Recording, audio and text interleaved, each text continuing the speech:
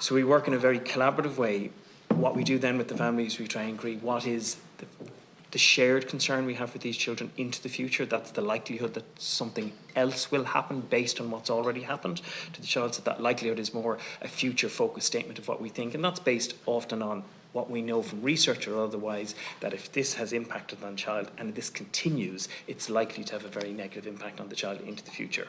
And then we try and set goals with the family that target us towards building a safety plan and a very clear trajectory towards achieving safety for those children, keeping them at home, recognising that, you know, even in the context of where some of that danger is present, other services play a critical component in addressing some of those complicating factors, but we also recognise addressing alcohol misuse or drug misuse can take a long time. So we're trying to build safety around children that recognises those challenges may still be there for a parent, but we can still create safety for a child and still keep a child safe at home. And how we do that critically is we involve a network of support, and that network is both the extended perhaps family and friend network, a kind of an informal network, but also a formal network of professionals who support us in that.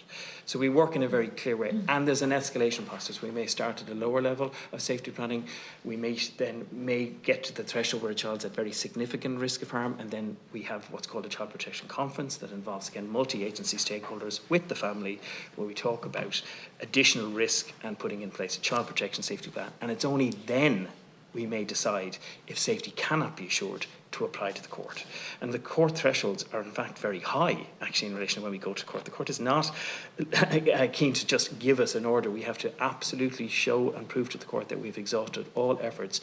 Can I just ask a question on that then, just to bring it in an example? So only this week, within my own network, not professionally, but in my personal network, a mother who has a child, her grandchildren already, and they have a wide extended family. A new baby was born to the parents who the rest of the children have been taken off. And Tusla intervened, took the child, didn't even communicate with the grandmother that actually has the children.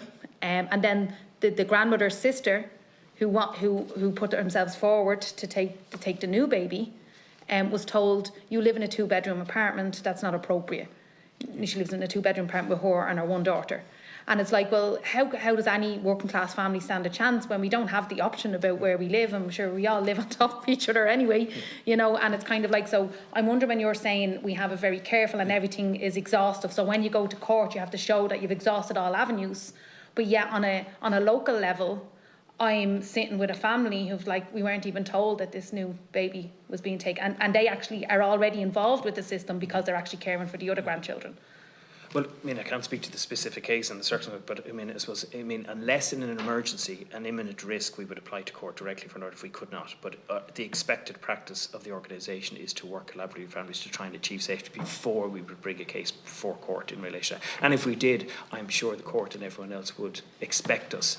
So even when a child comes into care, the first decision we focus on doing is trying to reunify that child and to maximise that opportunity to get a child back home in that context.